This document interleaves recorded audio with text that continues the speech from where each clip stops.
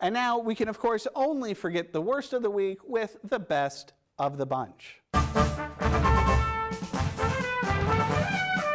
This week's best of the bunch is The Legend of Billie Jean. Now, I had never seen this movie. I was vaguely aware of it. I remember seeing the video box at the video store as a young man.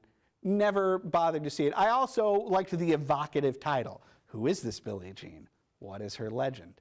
And I'm going to be honest with you, there is something about the design of the poster and the cover that makes it seem like it's going to be sort of a Hard Bodies-esque sex romp. And I'm delighted to tell you that this movie could not be less that. I came to this movie having read an article about it on my personal favorite movie website, Birth Movies Death, and decided that I needed to finally see this movie. Luckily, it was on television. Bada bing, bada boom. Here we are. I loved it. So what is said Legend of Billie Jean? Well, Billie Jean is a young woman in the South who her younger brother, and she is played by Helen Slater, who you might remember as the movie Supergirl of the 1980s. Her younger brother is an extremely young Christian Slater, and maybe the best role of Christian Slater's career, as he just nails annoying little brother in this thing. In any event, younger brother Christian Slater's scooter is stolen and broken up by some local toughs. And so Billie Jean goes to see the boy's father at his store and say she just wants the money for the scooter.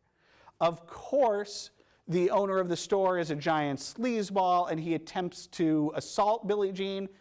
Thankfully, he is stopped, and Billie Jean says she just wants the money. She ends up using a gun to ward the guy off, and the guy, of course, calls in the police and tells his side of the story, which is that Billie Jean is, you know, some sort of awful juvenile delinquent and she needs to be arrested.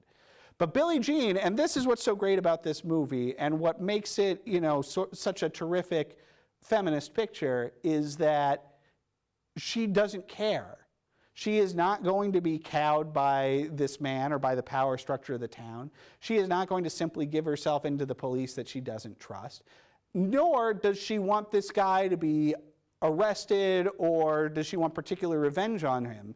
She just wants the money from the bike. And as she repeats throughout the movie as her anthem and as the raison d'etre of the movie, fair is fair, which is just great. And as Billie Jean continues to evade the law throughout the South, her story starts getting picked up by the news, and kids start rallying around her and this idea of fair is fair in this terrific and just affecting way.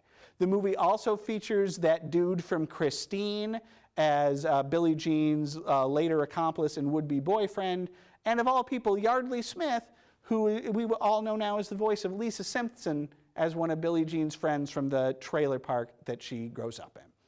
This movie is a perfect 80s combination of cheese and sincerity.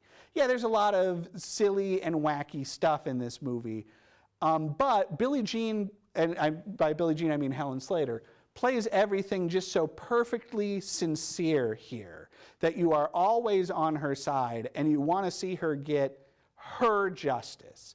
Not necessarily the justice of the courts or even the justice of public opinion, because while she's willing to use her media notoriety, she's not particularly invested in it, and certainly avoids the siren song of becoming some sort of larger social leader. She just wants what's coming to them. Fair is fair. I loved The Legend of Billie Jean, and let me just say one more thing. Great soundtrack, 4 stars.